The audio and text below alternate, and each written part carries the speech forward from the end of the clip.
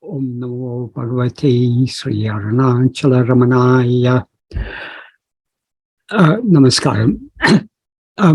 Today I'm going to begin by talking about verse 21, because last time we talked about 19 and 20, that verse 21 of Upadēśa Sāraḥ.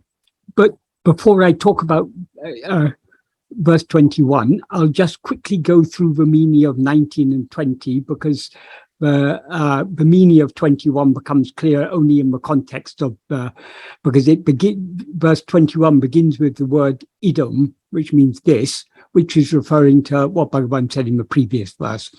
So in verse 19, as we saw last time, Bhagavan said, ahamayam kuta bhavati chimbata. That means by investigating from where this I rises, patati aham nija vicharanam. I falls down. Self-investigation. Nija vicharanam means self-investigation. That implies this is self-investigation. That is by what the implied meaning here is, but by keenly investigating the source from which I rises. So what is the source from which I rises? Obviously, it's only from ourselves, from what we actually are, from our real nature. This from I, that is I in its pure condition, rises this adjunct mixed awareness called ego. This that is, whereas our real nature, pure awareness, is the awareness I am. That is the awareness of our own existence. Ego is the same awareness I am, but mixed and conflated with adjuncts as I am this body, I am this person, I am so-and-so. So the adjunct mixed I is what is called ego. So by the source from which it rises is the pure I, the pure adjunct free I, namely pure awareness. So and he says by investigating from where this I rises, he means by investigating that fundamental awareness I am, I falls down, i.e. patati aham. I here refers to ego, obviously. It's not our real nature. The pure I, it can never fall down. It's only ego. The rising I will subside. And this is the practice that Bhagavan calls nija vicharanam or Atma-vichara, self-investigation. So when this I falls down, then what happens? Or not exactly happens, but what remains? In the next verse, he says in verse 20, ahami nasa bhaji. That means on I undergoing annihilation, or it implies when I is annihilated. That means when ego is annihilated. Aham haṁpadā spiriti hrit swayam. The heart, hrit, spontaneously, swayam, spiriti, shines forth, aham, as I am I. Paramapurna sat. That paramapurna sat means the supreme whole reality. That implies this is the supreme whole reality.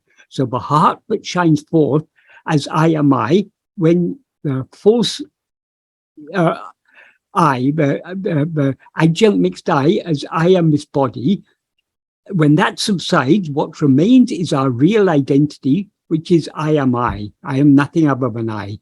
And that is the heart, and that is the paramapurna sat, the supreme whole reality. So this is what Bhagavan goes on to talk about in verse 21, which is the main verse, well, the first verse I'm beginning with today. So as I say, he begins this verse with the word idam, which means this. This is here referring to the heart, our real nature, the paramapurna sat, which shines forth as I am I. So what he says in this verse is, idam haṁpadā abhikhyam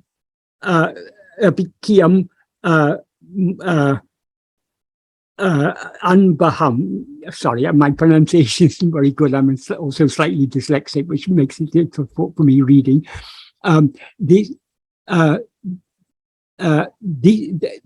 meaning that what you talked about in the previous verse, paramapornasat, is what the word I always refers to. Haṁpadā means the word I.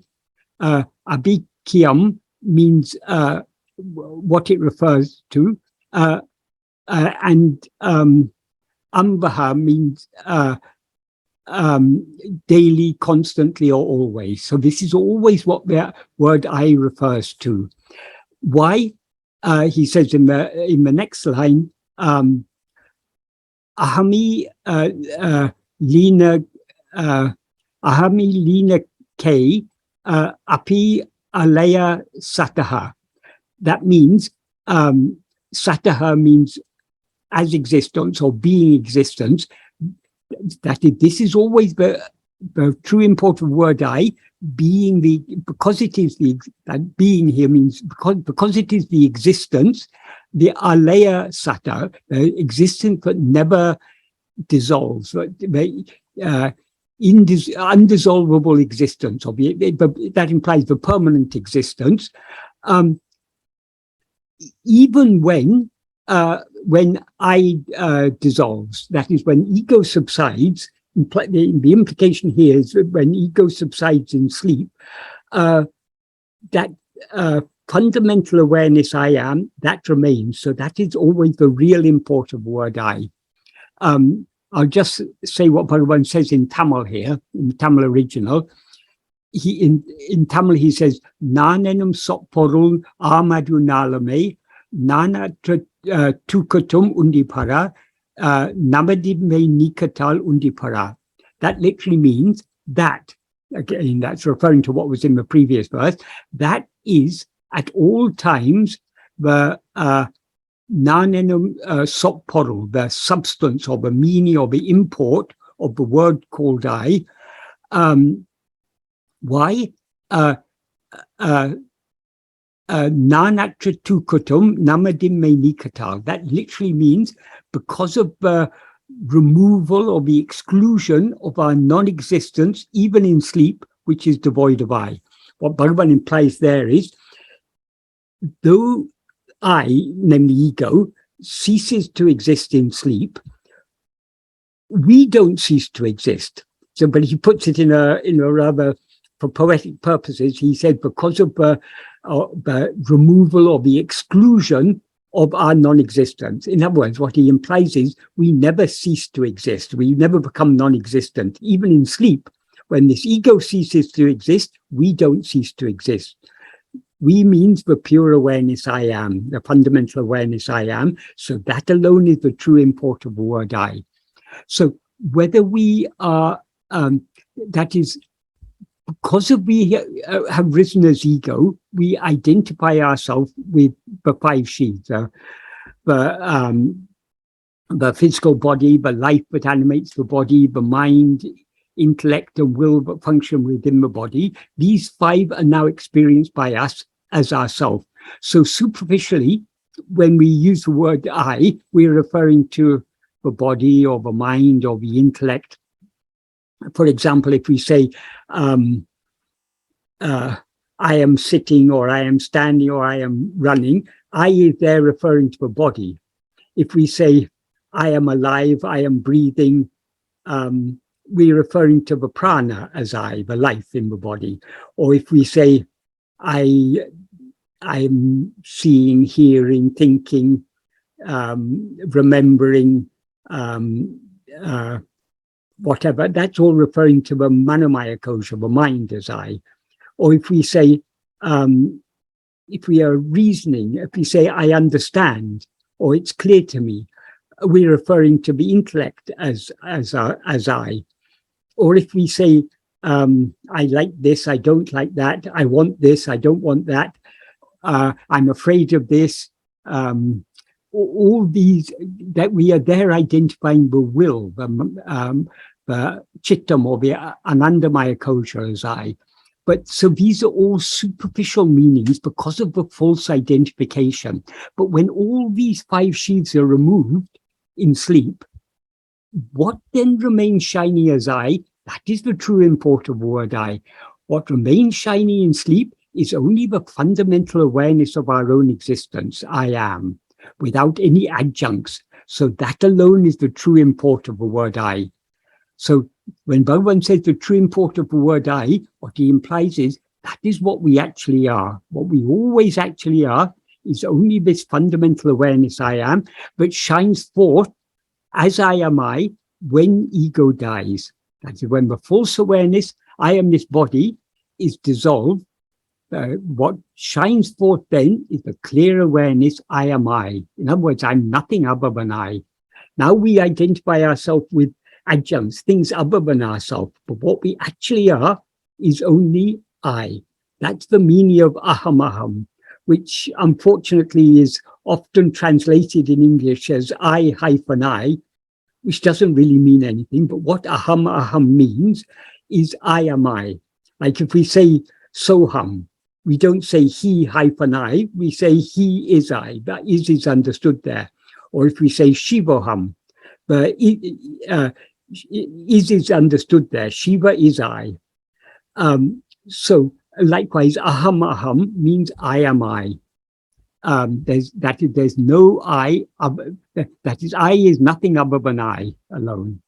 It may seem to be a tautology, but actually it has a very deep meaning when Bhagavan says I am I, because he means, but it is a denial of our being anything other than that fundamental awareness I am. That is alone is what we actually are.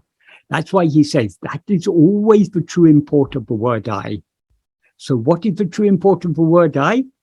What is always shining, the fundamental awareness that shines in our heart as I, that is the true import of the word I, not any of these adjuncts. In the next verse, what Bhagavan is talking about in the next verse is, that is in verse 21, he says what we actually are. Having said what we actually are, then he says what we are not. That is, after ego is annihilated, what shines forth as I am I, that is the true import of the word I. That is what we actually are. But now we mistake ourselves to be these 5 sheaths because we haven't yet investigated ourselves keenly enough. So in this verse 22, Bhagavan says that all of these are not I. It is very significant, but Bhagavan first says, he first talks about the investigation. He says, what is the result of the investigation? Then he says, what is, but what shines forth then, that alone is the true import of the word I. Then only does he say what we are not. So Bhagavan's approach is always a positive approach. Rather than starting by saying, of course, we have to understand. In order to investigate ourselves, we first need to understand, but we are not the body, mind, intellect, life, or the darkness of that is called Anandamaya Kosha. We are not any of these things. We need to understand this in order to investigate what we actually are, but we will actually know from experience that none of these adjuncts are I, none of these 5 sheaths are I, only by the investigation. That's why Bhagavan puts this after concluding what we actually are. So I'll read the Tamil first and then the Sanskrit. In verse 22 of Upadēśa he says, Udul pori ullam veer irul ellam jadam asat anadal undipara satana nan ala undipara. What that means is, since body, mind, intellect, life, and darkness are all jada. Jada means non-aware, and asat means non-existent. They are not I, which is sat, implying what is sat is also chit. So it implies what I is sat and chit. All these 5 sheaths are jada and asat. So they are quite the opposite of what is I. Here, for poetic reasons, Bhagavan, the words Bhagavan uses, that is what Bhagavan is talking about here, is the 5 sheaths, but he doesn't use the usual terms. Udal means body, pori usually means senses, but in this context it means the mind, which is what knows through the senses. Ulam here in this context means intellect. Veer means the life, in other words, the pranamaya kosha, and Irol means darkness. Likewise, in Sanskrit, he uses similar terms. What he says in the Sanskrit version is bhikhya. Bhikhya means the body.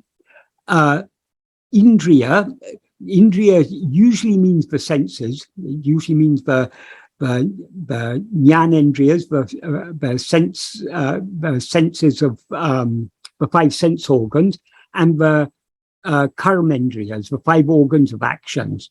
But in this context, indriya refers to the mind, which is sometimes referred to as the 6th sense, because it is the mind alone that knows through the 5 senses, and it's mind alone that acts through the 5 karmendriyas. The karmendriyas are the organs of action, that is hands, legs, I can't remember, hands, legs, anyway, they're all enumerated. The classification doesn't matter, but they're organs of action. But that's not what Bhagavan means here. By indriya here, he means mind. And then he says prana. Prana means the life. D in this context means intellect. And tamaha in this context means darkness. I'll talk more about the darkness afterwards. So what he says is, vigraha, indriya, prana, di, tamaha, na aham. They are not I. Why? Eka sat tat jad. I ekasat. They na aham ekasat. They are not I, the one existence. Why? Tat jadam he asat.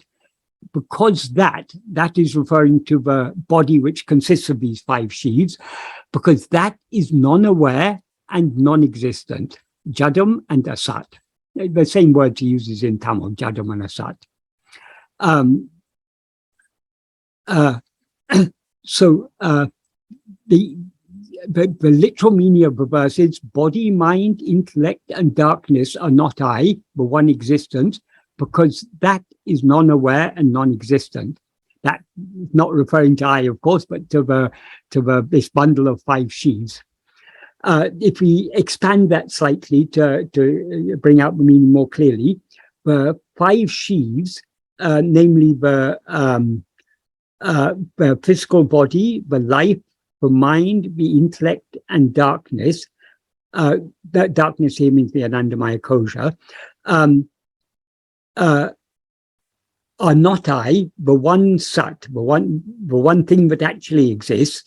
That's very significant. But he says aham ekasat. That implies that the one thing that actually exists is only I. So they are not I, the one sat, because that, meaning the body consisting of the 5 sheaths, is jada, non-aware or insentient, and asat, non-existent or unreal. So when he says it's not I, the one sat, he's talking about the pure I, the I in its pure condition. Why these 5 sheaths now seem to be ourself is because we have risen as ego, and the nature of ego is to grasp or to project and grasp a form consisting of 5 sheaths as itself. So as ego, we always experience ourselves as I am this body, in which the term body refers to all the 5 sheaths, as Bhagavan says in verse 5 of Ulujunapadu. He says,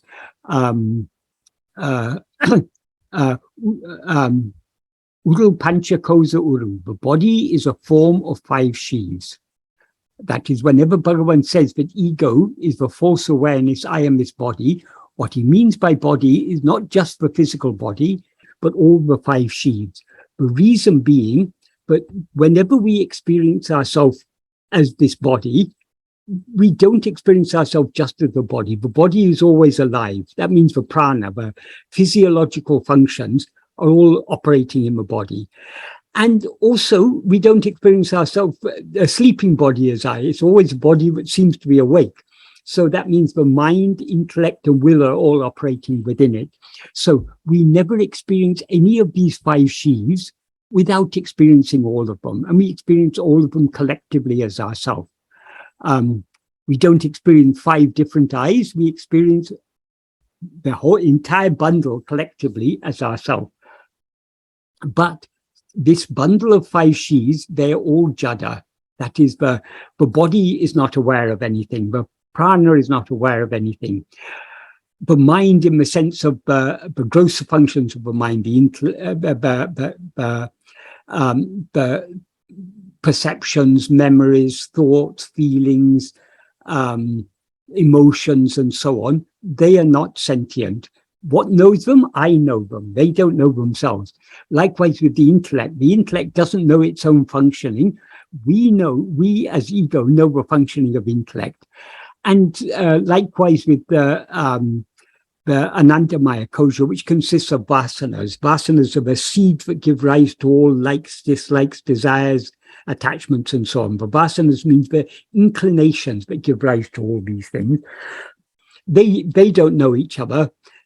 We are aware of the inclinations. We are aware of the vasanas. The vasanas are not aware of anything. So all these 5 sheaves are jada.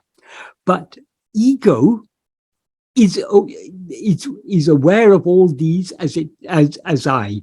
So ego is neither the pure I, the pure sat, the pure chit, which never knows anything other than itself, nor is it any of the 5 sheaves, which are all jada. Therefore, ego is called a chit jada granti, that it is the knot that is formed by the entanglement of chit and jada. Of course, chit is never entangled, but from the perspective of ego, chit seems to be entangled with all these 5 sheaves. So that the knot resulting from the entanglement of chit and jada, of the pure awareness I am and the body, is called chit jada granti. That is ego. So unlike all other thoughts, Bhagavan often referred to ego as the first thought I, because everything other than the pure awareness I am is a thought. So since ego is a mixture of that pure awareness and adjuncts, ego is just a thought. But of all thoughts, it's the first. Why? Because ego is the subject. All other thoughts are objects. All other thoughts are jada. Ego is neither the body, which it mistakes as itself, nor is it the sat-chit. It is a spurious entity that rises between the two. Therefore, it's called chit jada granti. The chit aspect of ego is the fundamental awareness I am. The jada aspect is this body. So the false awareness I am this body is called the chit jada granti. So unlike all other thoughts, ego is the only thought that is endowed with awareness. So it knows all these. If we separate ourselves from all these 5 sheaves, ego dissolves, because if 2 pieces of string are entangled together, if you manage to separate the 2 strings, the knot ceases to exist. And in this case, one of those 2 strings has no existence independent of the knot. So when the knot is dissolved, the second piece of string ceases to exist, and the first piece of string, the pure awareness I am, alone remains. One thing about this verse that needs to be explained is Bhagavan uses the word, in Tamil he uses the word irul, in Sanskrit he uses the word tamas or tamaha. Tamaha is I think that if I remember correctly, it's the accusative form of, yes, it's the first case form of tamas, which means darkness. So both the word that Bhagavan uses in Tamil and in Sanskrit both mean darkness, but they're both referring to the Anandamaya kosha. So why is it that the Anandamaya kosha is called darkness? The usual explanation that people give is that it's the darkness of ignorance, but that is not actually such a correct explanation. It's superficially, it may seem to be correct, but Bhagavan has clarified things a lot. So if we consider it from the perspective of Bhagavan's teachings, the Anandamaya kosha is not the darkness of ignorance, because the darkness of ignorance is ego. That is the abhikhyam or ajnana is the nature of ego, because ego is the false awareness, I am this body. But the real awareness is only the pure awareness I am. When this pure awareness I am is seemingly mixed and conflated with adjuncts and is aware of itself as I am this body, that is ignorance, because this body is not what we actually are. So long as we're aware of ourselves as I am this body, that is a wrong knowledge or ignorance. And as a result of knowing ourselves as I am this body, we consequently know other things. Only when we rise as ego and know ourselves as I am this body do we know other things. So ego is avidya in two senses. Firstly, it's a false awareness of itself. It knows itself as I am this body.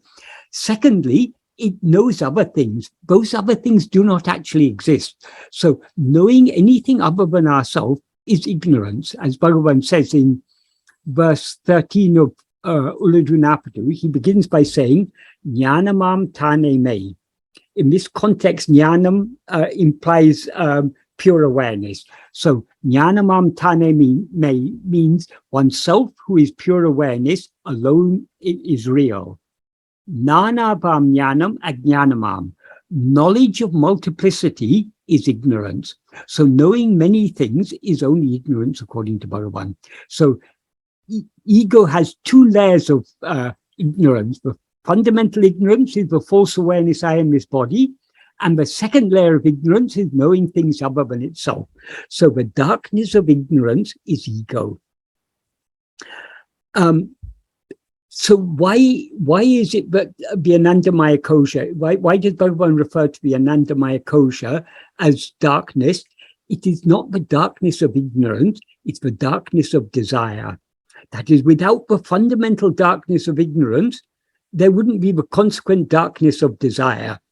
The darkness of desire in the sense that the Anandamaya kosha, which is also called chittam, consists of vishaya vasanas. It consists of a dense, dark fog of vishaya vasanas. Because vishaya vasanas draw our attention outwards, away from ourselves, they are in effect darkness, because the light of pure awareness is what is always shining in our heart as I. Well, since the vasanas draw our attention outwards, they cloud our mind with desire for things other than ourselves. So the Anandamaya kosha is called darkness because it's the darkness of desire, or the dense dark fog of vishaya vasanas. But normally, when people, the usual explanation that is given why the Anandamaya kosha is called darkness, the usual explanation is that because it is often said that in sleep, what remains is only the Anandamaya kosha. When all the other koshas cease to exist, but the Anandamaya kosha remains, that is, the vasanas remain in seed form in sleep, and therefore it's the Anandamaya kosha is equated with sleep. And from a perspective of ego in waking and dream, the sleep seems to us to be a state of ignorance. not a state of self-ignorance. It's a state of we are not aware of anything. That's what is the ignorance of things other than ourselves, which is what seems to characterize sleep from the perspective of ego. But in fact, according to Bhagavan, sleep is not a state of ignorance, it's a state of pure awareness, because all that actually exists in sleep is only this fundamental awareness I am, which is pure awareness. So sleep is not actually a state of darkness, it's a state of light. Even though from the perspective of ego in waking and dream, it seems to be darkness, it is actually a state of light, the pure light of awareness I am. So it's because of the association of the Anandamaya kosha with sleep that it is generally taken to be darkness. But according to Bhagavan, the Anandamaya kosha doesn't exist in sleep because, as Bhagavan says, for example, in verse 26 of Uladunapadu, Handayundayin anatamundahum. If ego comes into existence, everything comes into existence. Handayin drail indruanatum. If ego doesn't exist, everything doesn't exist. Handaye yabamam. Ego itself is everything. So in the absence of ego, nothing exists. And as Bhagavan said in the previous verse, in verse 21, at least in the Tamil version, he says, Nanatra tukatum. In sleep which is devoid of I. I in this context means ego. And likewise in the first sentence of the first paragraph of Nana, he says Manamatra nidrail, in sleep which is devoid of mind. That is, in the context in which he says that is, in order to attain that happiness, which is one's own real nature, which one experiences daily in sleep, which is devoid of mind. So according to Bhagavan, in sleep, there's no mind, no I at all. And no I at all means no ego at all. So in the absence of ego, as he says in verse 26 of Uladunapadu, if ego doesn't exist, everything doesn't exist. Handayin drail indruanatum. So in sleep, since ego doesn't exist, none of the five sheaths exist. That is Bhagavan's view. So why is it said in many texts that the Anandamaya kosha remains in sleep? The reason is quite simple. Most people are very want to have a reason for everything. So when it is said ego doesn't exist in sleep, then how does ego come into existence again in waking state? So a simple explanation is that the vasanas remain in sleep and the vasanas prompt ego to rise again. But whose vasanas are they? They are only ego's vasanas. So how can vasanas exist in the absence of ego? If I am absent, how can my desires remain? Obviously, they can't. So it is a superficial explanation given to people who don't question more deeply. If we question more deeply, it is clear that in the absence of ego, there cannot be any vasanas. So how is it that ego arises from sleep? When it ceases, since the ego ceases to exist in sleep, how does it come into existence again in waking or dream? According to Bhagavan, that's a question we need not ask. It is not a useful question, and there is no answer to it. The reason being, firstly, ego doesn't actually exist, even when it seems to exist. So looking for an explanation of how it came into existence is like looking for an explanation, how was the son of a barren woman born? Obviously, there's no such thing as the son of a barren woman. So there cannot be any cause for his birth because he doesn't exist. Likewise, there's no cause for the ego, because if we investigate ego keenly enough, as Bhagavan implied in verse 17, we will find there's no such thing as ego at all. That is, manasam tu kim magane krite neva manasam. There's no such thing as mind at all. So mind there means ego. So in the absence, since ego doesn't actually exist, we need not look for any explanation about how it came into existence. Why does ego seem to exist now? Bhagavan says, when we ask for an explanation, Bhagavan says because of abhikhyam or pramada. Abhikhyam means non-investigation. Pramada means negligence or non-attentiveness. In other words, not being self-attentive. Of course, that is not the cause for the rising of ego, because abhikhyam is the nature of ego. Abhikhyam or pramada is the nature of ego. It can't be the cause for the rising of ego. But why Bhagavan said that is the reason ego seems to exist, because it is the abhikhyam that sustains ego. So long as we fail to attend to ourselves, we seem to be ego. If we turn our attention back within to see what we actually are, we'll find no such thing as ego at all.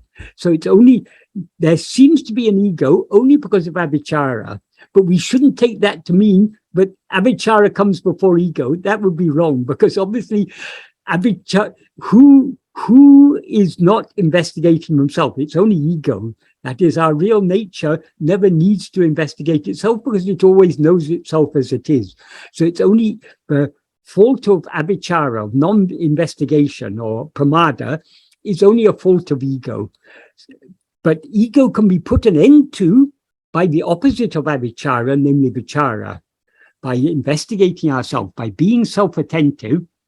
In the Mahabharata, there's an Advaitic text called Sanat Sujatyam, and a very famous line in Sanat Sujatyam is pramada ve mrityu. That is pramada. Pramada means negligence. It implies self-negligence, not failure to attend to ourselves, failure to be self-attentive.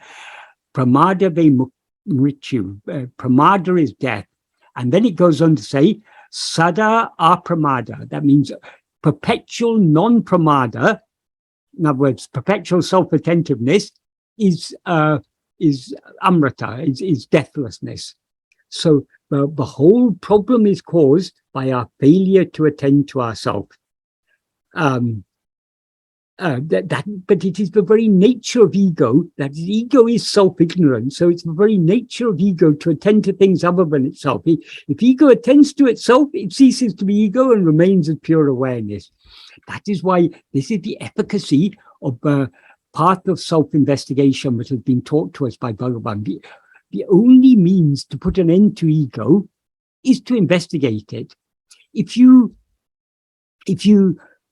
walking along a path in the dim light of dusk, and you see something lying on the path that looks to you like a snake, but it's not actually a snake. Though it looks like a snake, it's actually only a rope. So how can you get rid of that snake? How can you put an end to the snake? How can you kill the snake? How can you destroy the snake? The only way is to look at it very carefully, because if you look at it very carefully, you'll see, oh, it's not a snake, it's only a rope. There never was a snake there at all. Likewise with ego. The only way to get rid of ego is to look at it very carefully. That means to look at ourselves very carefully, to be keenly self-attentive. Because if we attend to ourselves keenly enough, we'll see, oh, we are not this ego, we are just pure awareness. So this practice of self-investigation that Bhagavan has taught us, this is the one infallible means, the only means to get rid of ego. So long as we continue attending to anything other than ourselves, we seem to be ego. So to get rid of ego, we need to attend to ourselves. So, sorry, I've got off on a bit of a oh yes, I was saying all this to explain why the vasanas cannot exist in the absence of ego. So since there's no ego in sleep, there are no vasanas in sleep. And there's no need to look for an explanation. Why does ego come out of sleep? Let us first find out does ego exist even now? It seems to exist, but does it actually exist? If we investigate ego, we find that it never actually existed. There's no need for us to look for an explanation of why it seems to exist. So then why is it that the anandamaya kosha is called darkness? It's not the darkness of ignorance, it's the darkness of desires, the darkness of vasanas. It's only because of the false association of the anandamaya kosha with sleep, which is an explanation given to those who lack subtle understanding or lack a deeply inquiring mind. We need to have a deeply inquiring mind, because the nature of guru, we can see this very clearly in the case of Bhagavan. Bhagavan never gave any teachings of his own accord. Only when people asked did he give answers, and the depth of the answers he gave depended on the depth of the questions he was asked. So, for example, Shiva Prakashan Pillai, when he first came to Bhagavan, the first question he asked Bhagavan was, "Swami, who am I?" So he was a disciple who was so well attuned to the Guru. And when Bhagavan answered that question, Bhagavan said, Bhagavan's first answer was Arivenan, awareness alone is I. Then he asked an appropriate follow-on question. What is the nature of that awareness? And Bhagavan said, nature of that awareness is Satchidananda. And then Shiva Pillai asked a series of very pertinent and deep questions. And so he got very deep answers from Bhagavan. Likewise with Murugana. For Murugana, Bhagavan wrote many works like this, Upadēśa Sāraḥ, Atma-vichara, and Ulladu Napadu. For Ulladu Napadu, Murugana asked a very simple question. He asked Bhagavan, what is the nature of reality and the means of attaining it? Because he asked such a deep and relevant question, he gave Bhagavan a clean slate to write his pure teachings in Ulladu Napadu. So because Murugana was so well attuned to Bhagavan, he was able to get the very deep teachings from Bhagavan. Whereas others who came, who asked casual questions, the answers they got from Bhagavan were relatively superficial. So this is always the nature of things. That is, it is not the nature of Guru to give, because in the view of Guru, and this is something very important thing about Guru that Bhagavan explained, in the view of Guru, there is no ajnana, there's no ajnani, there is only pure jnana. So when the Guru doesn't see anyone in need of any teachings, so unless we go and prompt the Guru, namely Bhagavan, he will not give any teachings of his own accord. So many explanations are given in the old texts to suit people of different levels of understanding. People who ask deeper questions get deeper answers. People who ask more superficial questions get more superficial answers. So it's often the case that when we approach the real Guru like Bhagavan and ask questions, first we get relatively superficial answers. Useful answers, but not so deep. I don't mean they're totally superficial, but they're useful for us at the stage we are. But only if we question him more deeply will we get deeper teachings. So many explanations that are given in the old text are to suit people who don't have such a deep, who haven't investigated, who haven't inquired so deeply. For those who inquire more deeply, they get deeper answers. So fortunately for us, Bhagavan has given the deepest answers in not always explicitly, but by at least implicitly, by implication. We have to, when we read texts like Ulladu Napadu, Upadēśa Sāraḥ, and such texts, we need to read them very deeply and think. Mere sravana is not sufficient. We need to do manana. We need to think deeply about them. And only when we think deeply will we be able to and most important of all, we shouldn't just stop with manana. We need to do the nididhyasana. We need to actually get it in, put it into practice, because then only will we get the clarity to inquire deeper. And the deeper we inquire, the more meaning we find in these texts. So Bhagavan's teachings are a great treasure house of jnana, but we can get out of them only to the extent to which we go deep into them will we be able to draw benefit from them. So Guru's teachings are not just for superficial reading; they're for reading deeply, considering deeply, doing deep manana, and most important, putting them into practice as deeply as possible. The deeper we go in the practice, the deeper our sravana and manana will become. And then we will find in texts that we've known for many years, we'll see new layers of, new depth of meaning in these texts.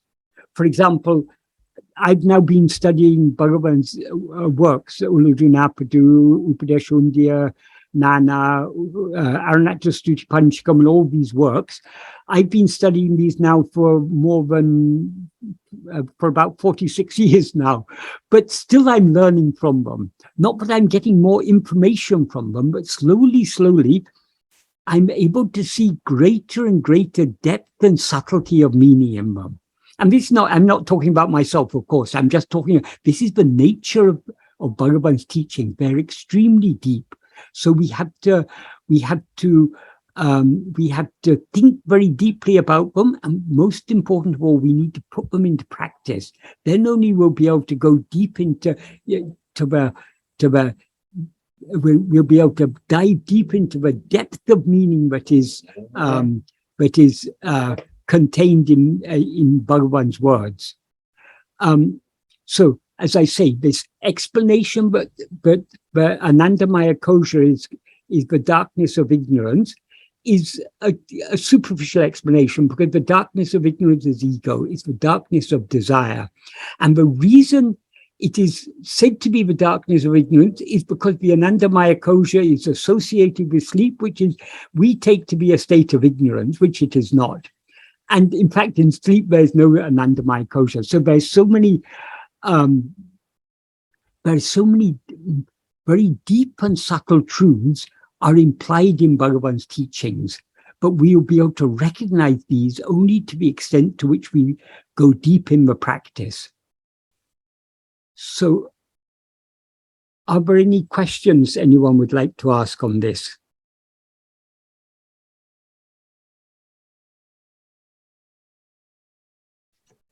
So we do have questions coming in. I shall read them out to you. Yes. Thank you. The first question that we have is from Pradeep Kumarji, and I quote, "I'm a bit confused with prana and relationship with I.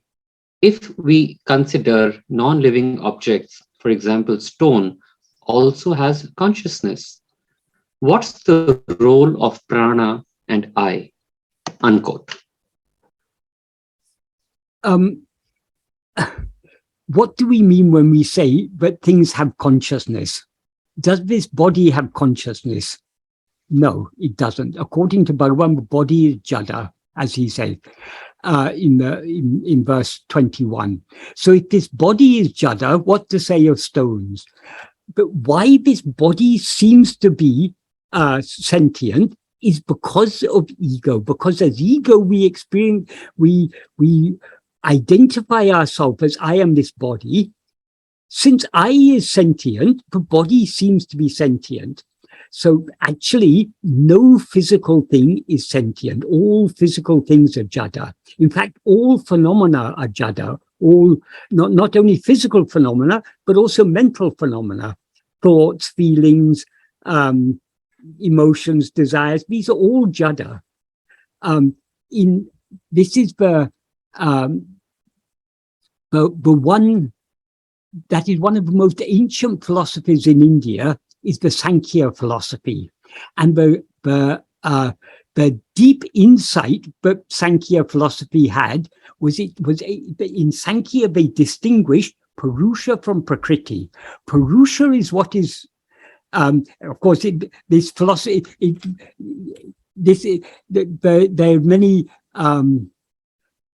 in many ways, Sankhya philosophy is very crude. It's been Advaita is a far more refined philosophy, a far deeper, more refined philosophy than Sankhya. But Sankhya made this distinction between Purusha and Prakriti. All phenomena, whether physical phenomena or mental phenomena, all are Prakriti. Prakriti is Jada. Prakriti has no awareness. The awareness is only Purusha. It's because Purusha has come and mixed itself up with Prakriti, but Prakriti seems to have life, seems to be animated, but it's all only in the view of Purusha. We don't have to go deeper into Sankhya philosophy than that, because they then go into enumerating so many tattvas and everything. It goes far away from Advaita after that. But that was the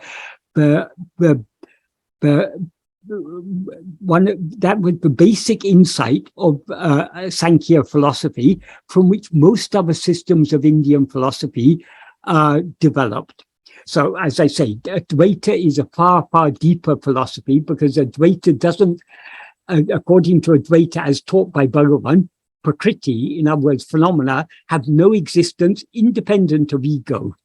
And Bhagavan distinguished ego from the pure awareness, whereas in Sankhya, they don't distinguish ego from a pure awareness. So that is well, they do, but their terms are quite different. They take ego to be something that comes from buddhi, and buddhi to come from the mixture of Purusha and Prakriti. It's very complicated, but the deep insight they had was to distinguish what is later in Advaita came to be called Drik Drisya Viveka, distinguishing the seer from the seen, the knower from the known. So all phenomena, rocks and bodies and thoughts and feelings and all these things, all are Jada. What knows all these things is ego, which is Chit Jada Granti, the confused mixture of Chit and Jada. If ego didn't have that element of Chit in it, it couldn't know anything. And if ego didn't know anything, there wouldn't be anything, because everything exists only all phenomena exist only in the view of ego. So, though in some books it is said even stones have consciousness, that is not true. That is, in what sense that is true, ultimately, the only thing that exists is consciousness. Nothing other than consciousness exists. When we rise as ego, we project and experience all these phenomena. So all these things, that is, since everything exists only in the view of ego, the substance that makes up everything is only ego. That's why Bhagavan says in verse 26 of Uludhanapadu, if ego comes into existence, everything comes into existence. If ego doesn't exist, everything doesn't exist.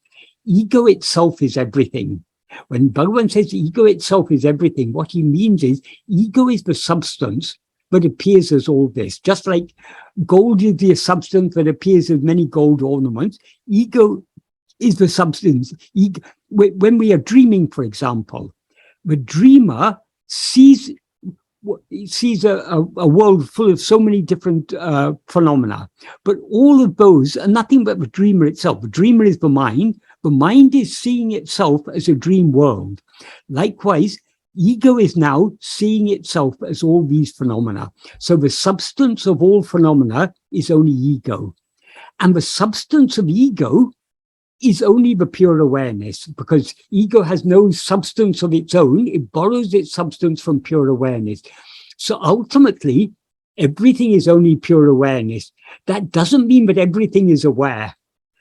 What it means is the ultimate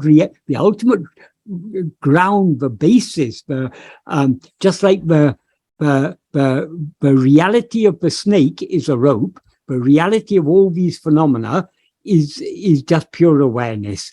So only in that sense can we say that rocks and trees and houses and cars and bodies are conscious. They're not conscious.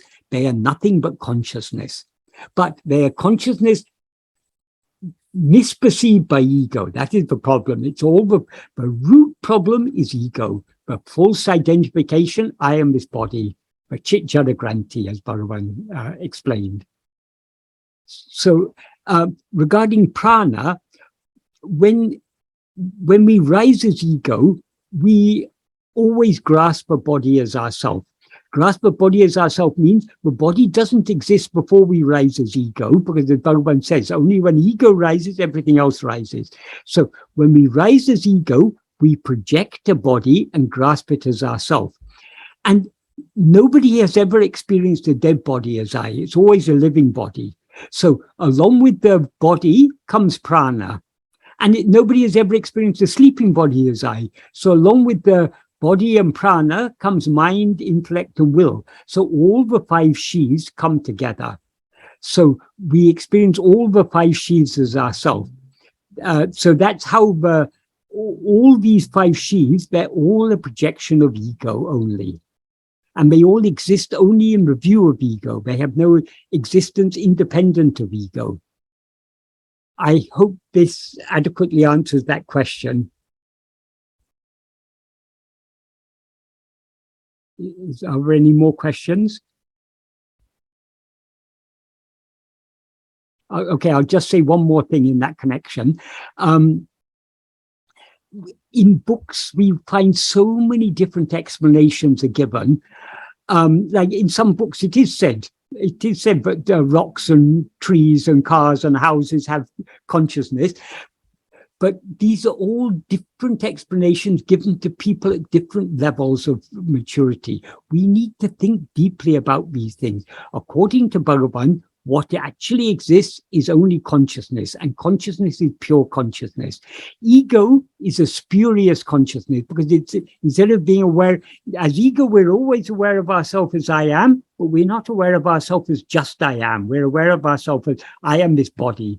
That is the root of all the problem. So the whole problem, the root of all problems is ego. And to get rid of ego, all we need to do is to investigate it. If we investigate ego, ego will cease to exist, everything else will cease to exist, and pure awareness alone will remain. And that alone is what is real. That alone is what exists. That alone is Bhagavan. And Tattvamasi, that you are. That is what we actually are.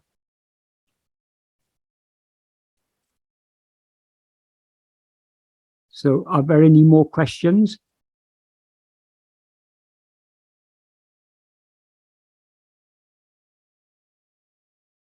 Thank you, sir. We have another question, in fact, 3 sub-questions from Sushil Motwani ji on YouTube. I would request you to respond to this briefly in the next 5 minutes, because we will need to close the satsang. Yes. But maybe at length, this can be taken up subsequently. The question is in the chat window, and I shall read them out. Quote, what should be the routine of a sadhaka to make self-investigation more intense? Second part, are there any practices, just like going around Arunachala, that can augment self-investigation? Third, what happens of a sadhaka who practices self-investigation, but whose earthly life comes to an end before realizing the self? Unquote. Okay. Regarding the first question, what should be the routine of a sadhaka? Bhagavan never prescribed any routine or anything. What Bhagavan said is we should try to be self-attentive as much as possible. Once someone asked Bhagavan, what is the best asana? And Bhagavan said, Nididhyasana. Asana, the questioner, when he asked what is the best asana, what he meant by asana is what is best posture for meditation. Should I sit with a straight back or whatever? Bhagavan undercut the question by replying nididhyasana. Nididhyasana means deep contemplation. In the context of Bhagavan's teaching, it means being self-attentive. That is the best posture, because meditation is not by the body. Meditation is only by the mind, by the attention. So what matters is not our bodily posture, is not our daily routine. What matters is what we are attending to. Are we much interested in attending to things other than ourselves, or are we interested in attending to ourselves? The more interested we are to know who am I, the more we will attend to ourselves. So routine doesn't matter. Every moment we should take as a precious opportunity to be self-attentive. Our aim should be to be self-attentive every moment of the waking and dream state. Of course, we fall far short of that. Our attention keeps on going out towards other things, but slowly, we should cultivate the love to be self-attentive at all times, in all circumstances, whatever may be doing. Because it's possible, whatever else we may be doing, we are always aware I am. So we can always hold on to at least a tenuous current of self-attentiveness, as Bhagavan used to describe it. So we don't have to worry about routine. By all means, if you find a certain routine helpful to you, by all means follow that routine. But ultimately, we need to, the routines are at best just an aid. The routine may suit one person, may not suit another person. It all depends on the lifestyle. If we've got a job, if we've got a family, we may have so many commitments, so we can't all follow the same routine. We have to. The routine doesn't matter. What matters is that we're self-attentive, whatever may be our circumstances. Even if we are so poor that we have to be working 18 hours a day, that won't stop us being self-attentive, because even in the midst of other activities, we can be holding on to that self-attentiveness. So we need to go beyond all these external things, looking for support from outside. Regarding the second question, are there any practices that can augment self-investigation? Just like going round Arunachala, is the best form of satsanga if on a physical level. Generally speaking, the best the best aid to self-investigation is satsanga. Satsanga can be at different levels. At the physical level, the Bhagavan is not now physically available. Of course, his holy shrine is there in Tiruvannamalai, in Ramanashram. But if we get the opportunity to go to Tiruvannamalai, going around Arunachala is the very best form of satsanga at a physical level. So that's at the physical level. At the mental level, satsanga, the best satsanga is thinking about Bhagavan's teachings, reading Bhagavan's teachings, thinking about them. But as Bhagavan said, the truest satsanga is self-investigation itself. Because what is sat? We are sat. As he said in this aham eka sat, we are the one sat. In this verse 22, he said, Satana nan, he says in Tamil, and in the Sanskrit he says aham eka sat, I the one existence. So we alone are sat. So the best satsanga is being self-attentive. But as a support to the self-attentiveness, attending to, constantly thinking about Bhagavan's teachings is a very great support. And another very great support, if we want physical support, going round Arunachala. Going round Arunachala is like being in the presence of Bhagavan. Well, of course, we're always in the presence of Bhagavan, because Bhagavan is that which is present in the heart of all of us as I. But it's like being in the physical presence of Bhagavan, going round Arunachala. And that was highly recommended by Bhagavan. He said Bhagavan once said, I think to Devaraja Mudliya or someone, he said, whether you believe in it or not, Just like fire will burn you, whether you believe in it or not, going around this hill will do good to you, whether you believe it or not. It is so powerful. So that is definitely highly recommended. And then finally, what happens to a sadhaka who practices self-investigation, but whose earthly life comes to an end before realizing the self? In the Gita, what does Krishna say about the death of the body? He says it's just like changing a shirt. When one shirt gets worn out, you take off the old shirt and you put on a new shirt. It's just a matter of changing your body. So just like your self-investigation can continue when you change your shirt, you don't have to start all over again just because you change your shirt. You don't have to start all over again because you change your body. That is the death for us, because we are so attached to this body. For us, the death of a body is a very big thing. For Bhagavan, it is a very trivial thing, because he knows we've undergone so many crores of janmas, so many crores of births we've had. So the life, that in the birth and death are very trivial things. So why we don't have to be concerned about death is because the one thing goes from life to life is ego. And what ego takes along with it is its vasanas. So if we have a liking to practice self-investigation in this lifetime, that is, a liking to practice self-investigation is what Bhagavan called satvasana. Also, he called it swatma bhakti.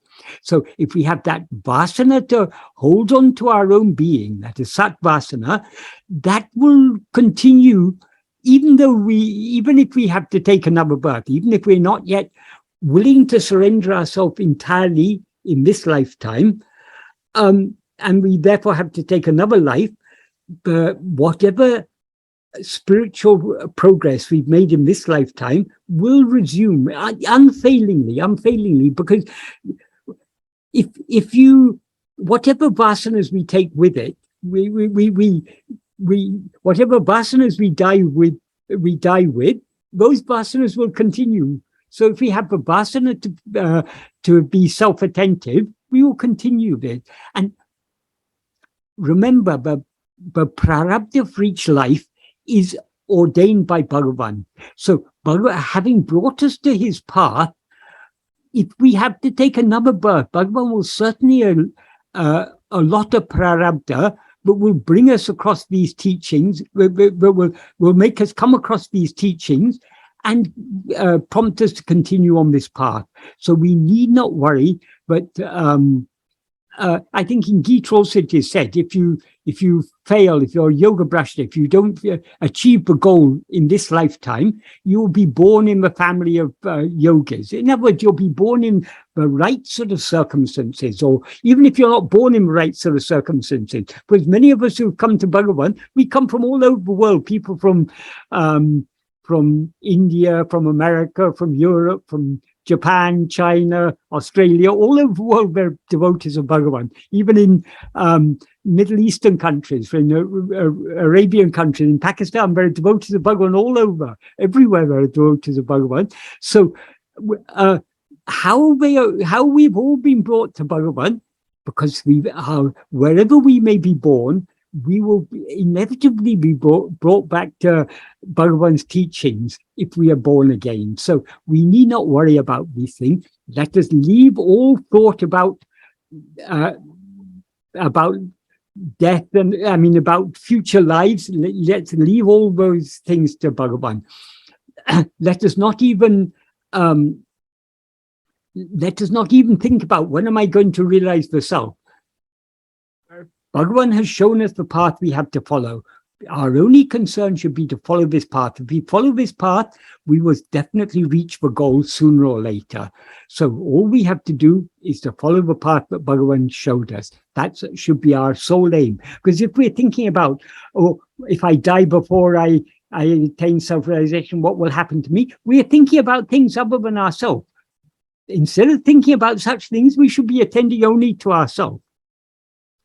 So the key to following Bhagavan teaching, We simply have to, what Bhagavan has taught us is very, very simple. We simply have to try our best to be self-attentive as much as possible. That's all Bhagavan asks of us. He will take care of everything else. Om Namo Bhagavate Sri Arunachala Ramanaya.